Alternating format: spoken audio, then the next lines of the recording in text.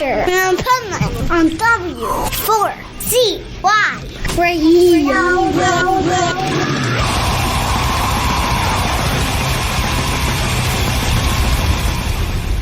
Wake up, America! It's time for the Adventures of Pipeman on W4CY.com, West Palm Beach's #1 internet radio station. Here's your host, the Pipeman. Shattered from hearts that are full of hate. Sun kisses slowly upon your face. You never know the stranglehold that life can have till the scars reveal their face.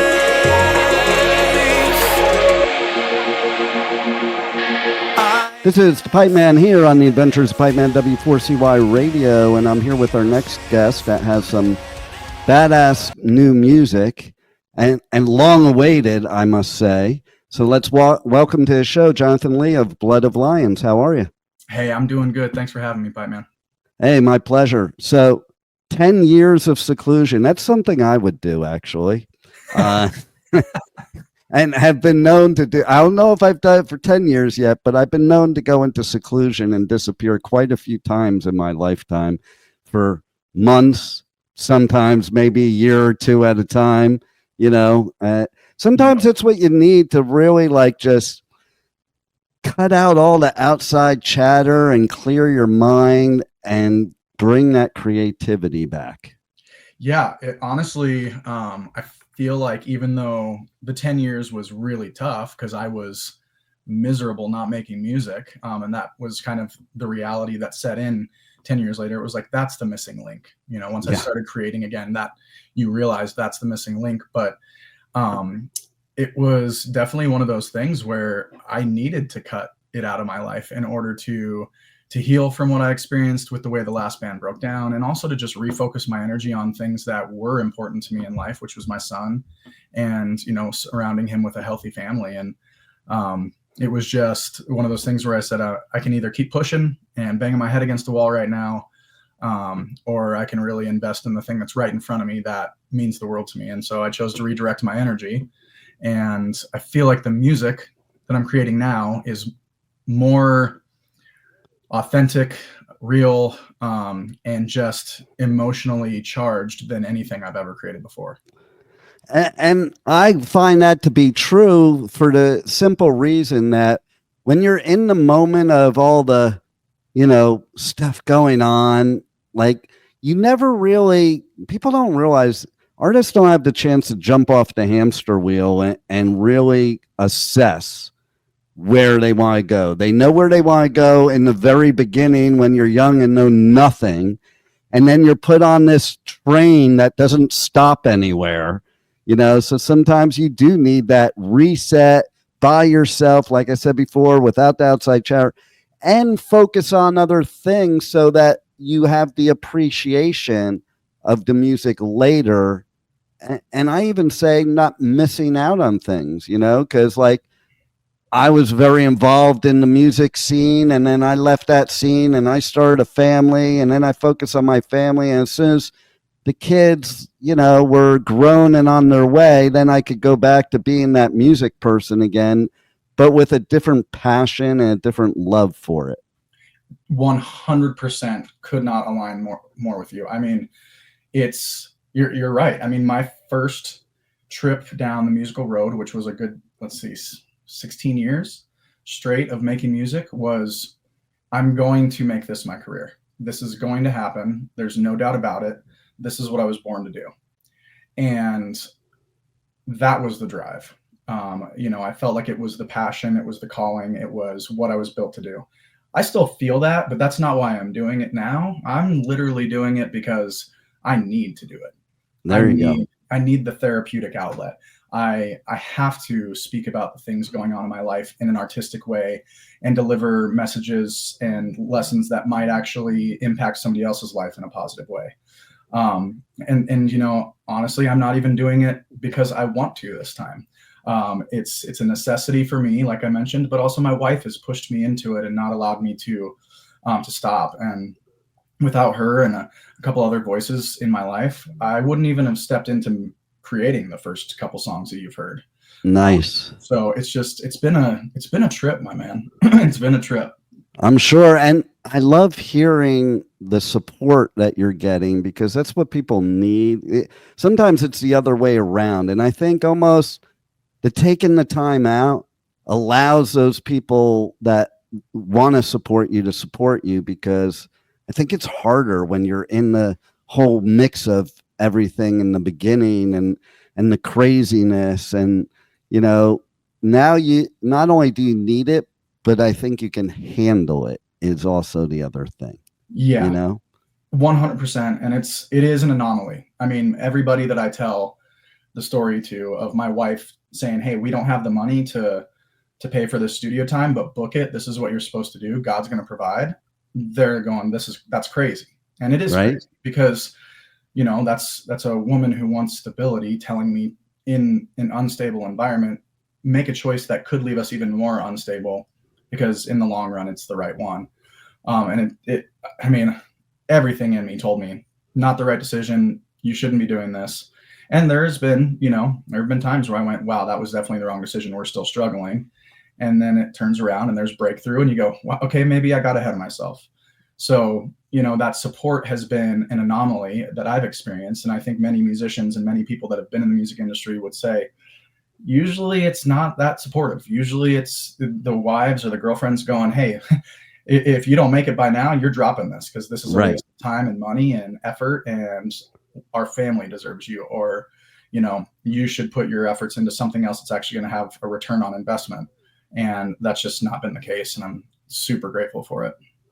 I think it's super important no matter what industry you're in. I even look at, like, you take a movie like Rocky, okay? And even though it's a movie, just the concept of it is he would have never won the heavyweight championship without Adrian, and there's so many stories like that. And it gives you a whole different enthusiasm and motivation when you have that kind of support.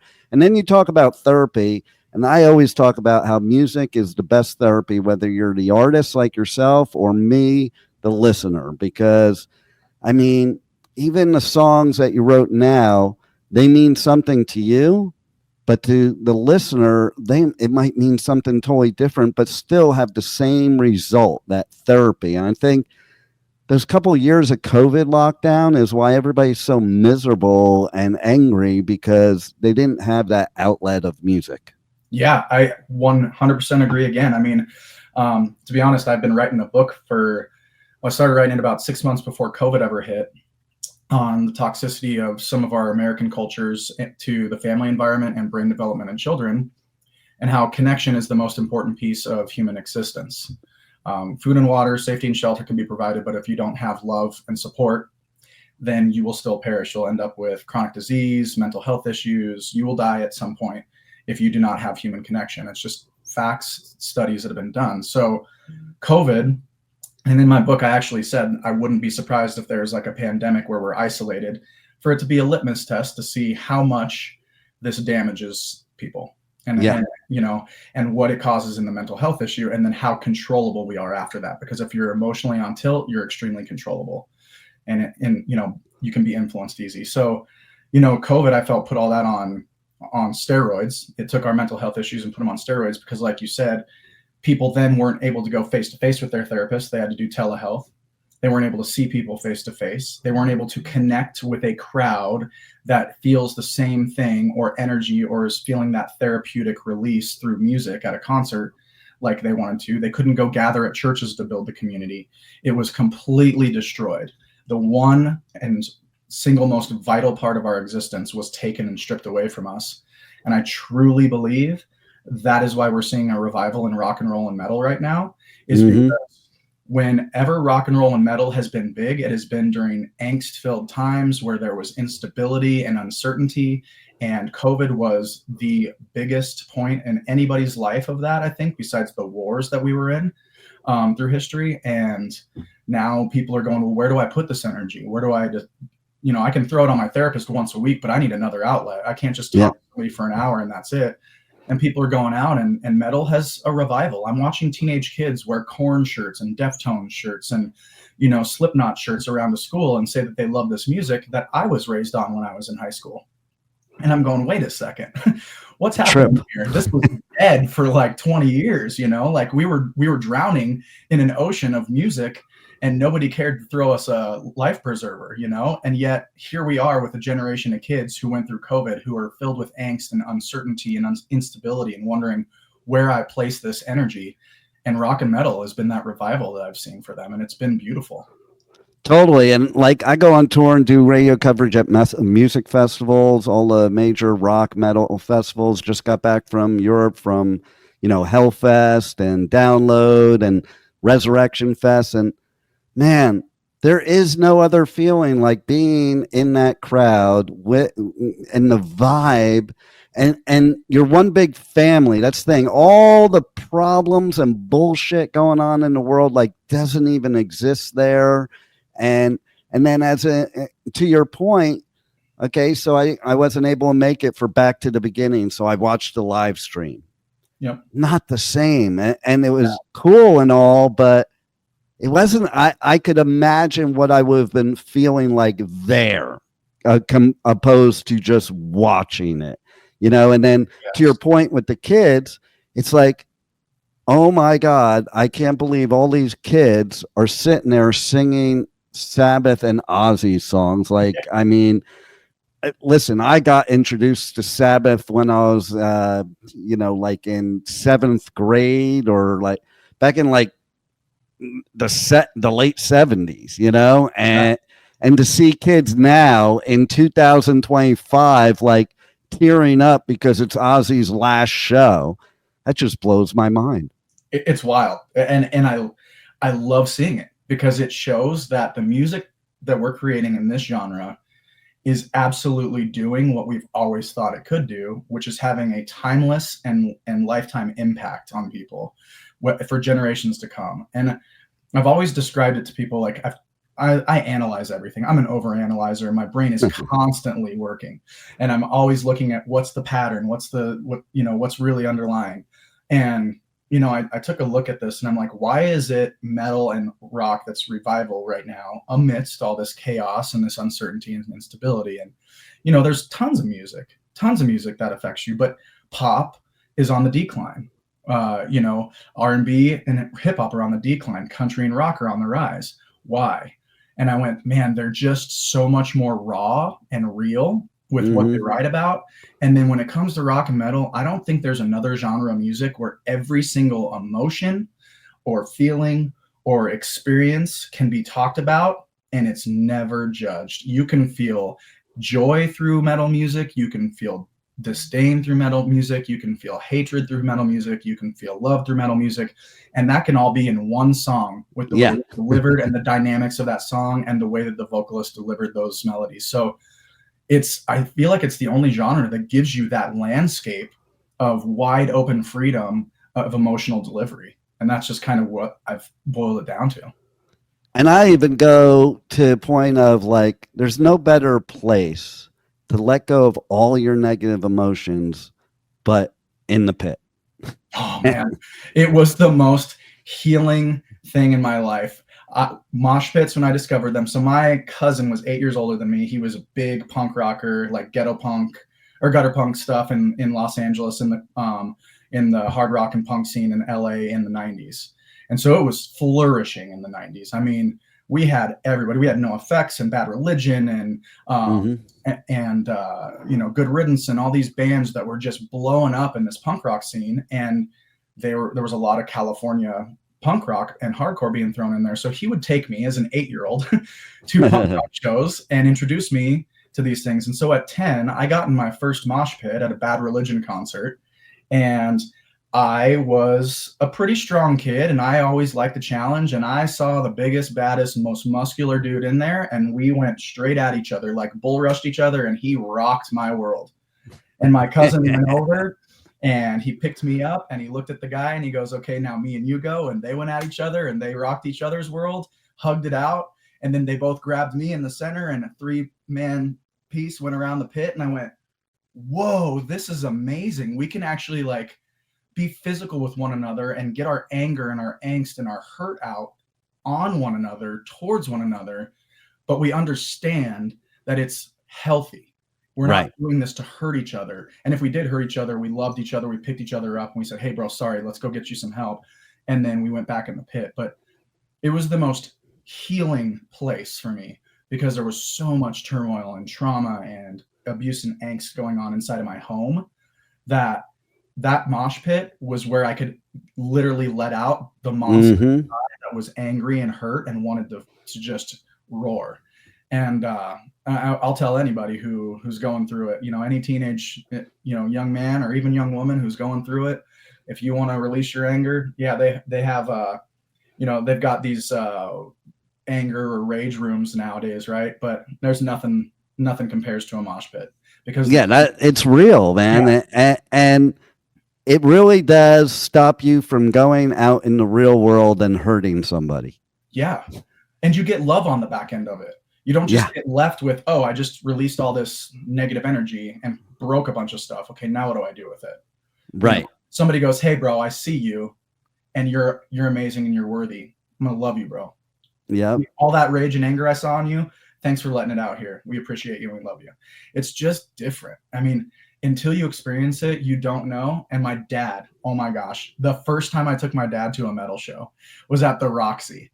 And we went to go see Seven Dust, I think, was playing. This is back in like early 2000s. I believe that's who it was. And I told him, I said, hey, I'm going to jump in the mosh pit. And he's like, what? Those guys are like way bigger than you. I'm like, no, you don't understand. I've been doing this since I was 10. I'm 19 now. This is your first show with me. Like, trust me. And I went in and I went around a couple times and my dad saw guys slam me pretty good and me slam him back. And then we kept going and my dad jumped in the pit and he went after the guy. He went and like slammed the guy really hard. And I pulled my dad aside and I said, hey, you only do that if you understand the rules.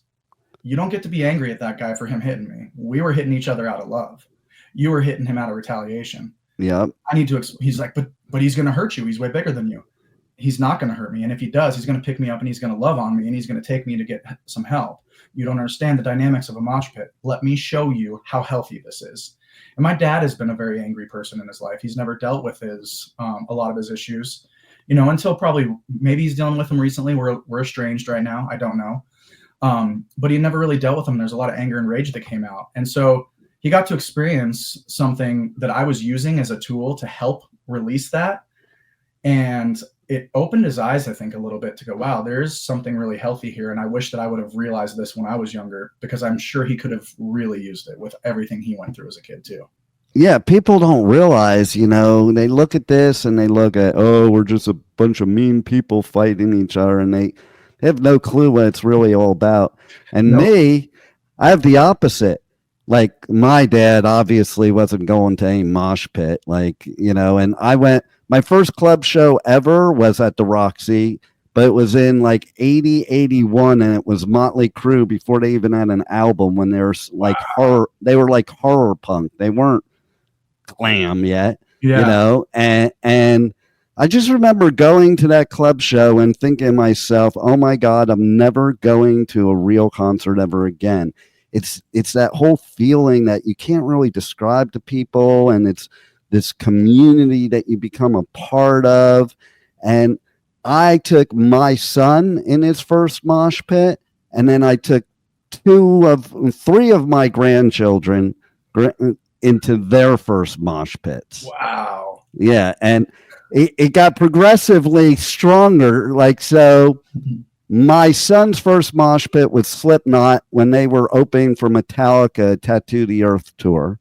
And then my grandson, his first mosh pit was August Burns Red. Okay. That's a great band. Wow. As time went on, things got a little more brutal, but they only look brutal from the outside. From the inside, it's the same thing.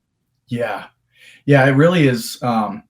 It was actually really cool too to see the video. You brought up Metallica of Jason Momoa. Yeah. Getting in the pit. And it just shows you nobody on any level is,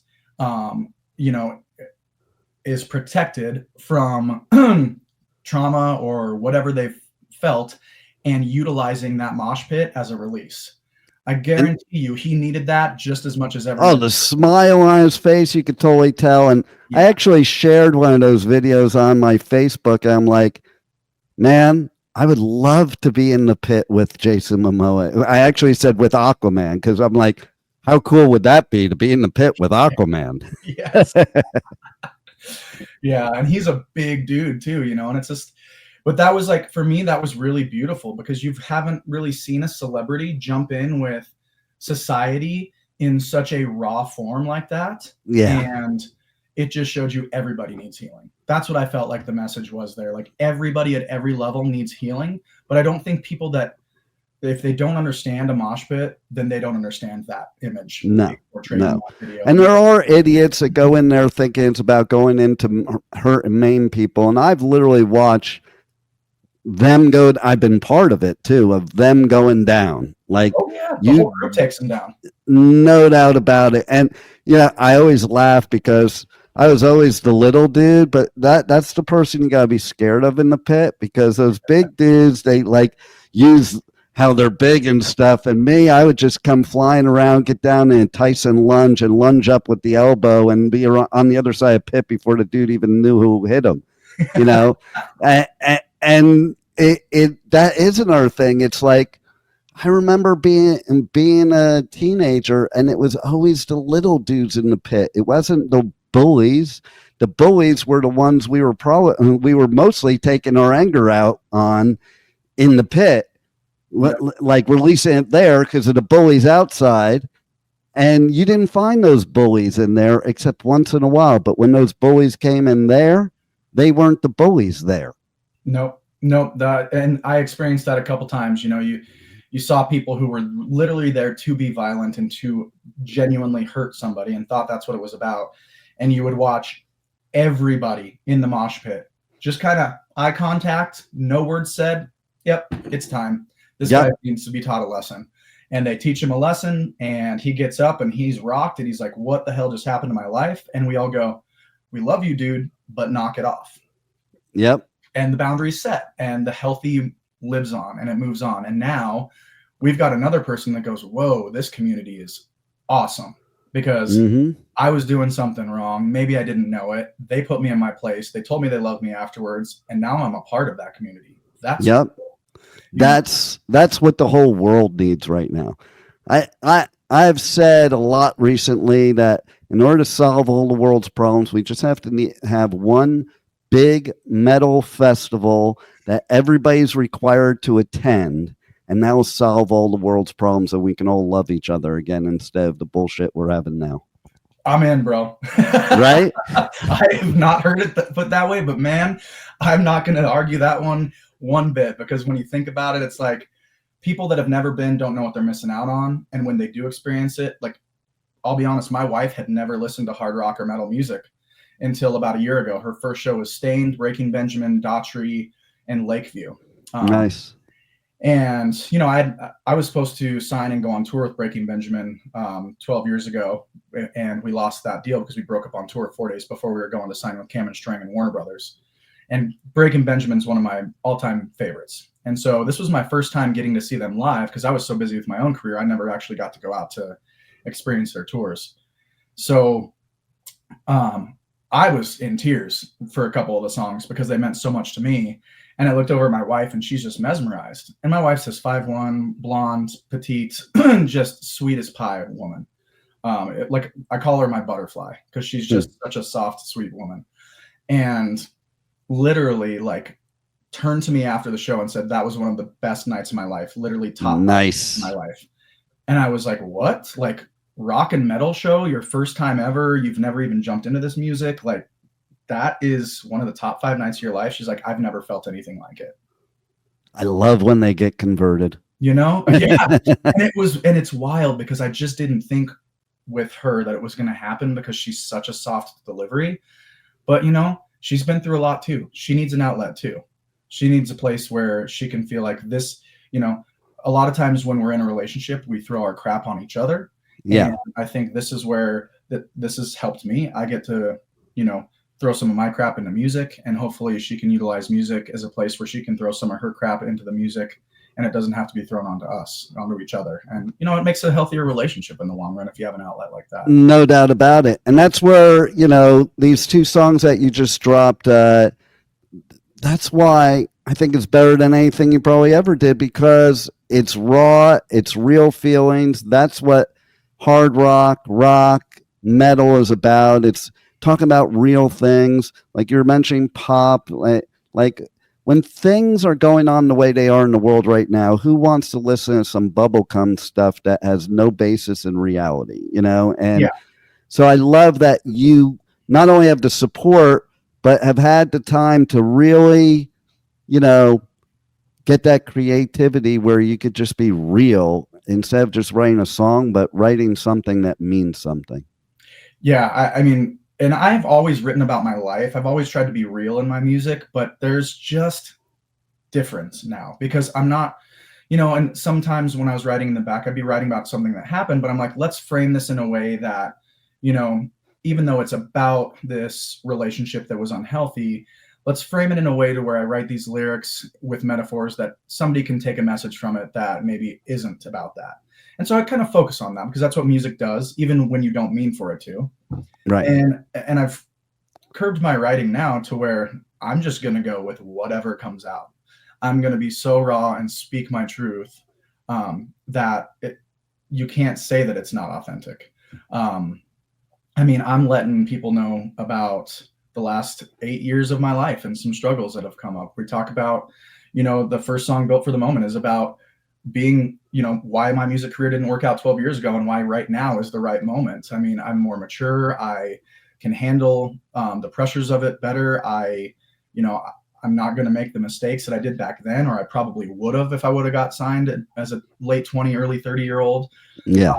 My focus is different. And, these songs are just, we're talking about sexual abuse that has come up through therapy over the last few years that I totally blocked out of my mind. There's songs about, about a night where just being raw, I put a barrel in my mouth and I was, seconds away from pulling the trigger, and I had to have a moment where I was ripped out of that. And that's the closest the devil's ever going to get to taking me out. And, all these things, like, I want people to know out there that are struggling with some of this stuff that they're not alone, because I've felt alone in it before. And I think we all do in the moment. And I think we all feel the pressure, like, I don't want my shit to land on somebody else. Well, fuck that. That's what music's about. Yeah. We're letting your shit land on us, and we're letting our shit land on you, and we're sharing the shit, and we are carrying it together, and we're releasing it together, and we're loving each other through it. And I don't know any other place but metal or rock where that happens. Well, that's what I love about this new music, and I look forward to a lot more of it. Tell everybody how they can check out the new songs, check out everything you got going on, and what else we could look for on the horizon. Awesome. Yeah. So anybody who's interested in checking us out, you can find us on our socials at Blood Alliance Music on Instagram and on X and on TikTok. And then it's just Blood of Lions on Facebook. We've got our website, which is bloodalliance.com. All of our stuff is on every major music streaming platform. So Apple Music, Spotify, all the platforms there. And then we will be releasing a third single here coming up very shortly with a full-length music video. We've got a special feature on that with an artist that is part of El Nino, and also had his own side project that was pretty successful, and just a really great friend of mine. And was sitting in his house talking about the premise of this song, and he went, "Man, I feel that too." And I went, "Well, let's write it together, bro." Nice. It's that community that came in. So with this next song and this next music video, you guys are going to get to see, kind of an image out there of all the struggles that we're all kind of going through and probably can feel, and two guys that are doing it and writing about it that just want to connect with you through it. So that song's going to be released here probably in the next 4 weeks, and the music video in about 6 weeks. It's called New Devils, and I'll tell you what, man, that's the song. That's the one where I think it's going to capture people, and they're going to go, well, what is this that this guy's doing? Like the other two songs, we feel them. They're really good, but what's going on now? This is a next level. And, you know, I'm excited to do that. And when it comes to live shows right now, we're just focused on getting this product out to people and seeing how it's received. Me and the guys are getting together later this year to start writing the second album as we're releasing the singles for this first album, and kind of get ready to do our live performance shtick next year, probably. At the earliest, we'll probably play a launch show later this year, but our goal is to let the music speak for itself this year, and then ride out the live shows, and hopefully some of those festivals, you know, God willing, Danny Wimmer, you know, likes what he hears, and we get thrown on some festivals and we start kicking it off that way, you know. We do have a special collaboration that we're going to be doing here shortly in the next couple of weeks. I can't release that either. It is with a very, very big name. Him and I are going to be writing a song together for Blood Alliance, and super excited about that. It's one of my music idols and dreams to one of the guys that I've mentioned that I saw live and you know, played with live. So it's surreal the way that this time all this is happening, and built for the moment, man. It's the moment. And so I would appreciate if anybody out there that's listening, if you guys were inspired or you know, connected with any part of this conversation, please go check out the music. If you hate it, I'm not going to be offended. Please let me know that too, because I always want to be better. But you know, maybe you guys feel something, and we can stay connected for a lifetime and, you know, heal together. So yeah, check us out. Really looking forward to another conversation with you, Pipe Man. This has been awesome. Yeah, absolutely. And hopefully we can have one in person at Danny Wimmer Festival next year. Let's go, brother. Would love that, and really look forward to that. So I'm just going to say that's going to happen. We're going to put it out there. There it is. Put it out there, and I know it well. And thanks for all you do for the community, you know, by putting your heart on the line in your music, and it is the best therapy ever. And thanks for being on the Adventures of Pipeman. Hey, thanks for having me. Really appreciate it, and it's an honor to be here. So we'll talk soon, my friends. Thank you for listening to the Adventures of Pipeman on W4CY Radio.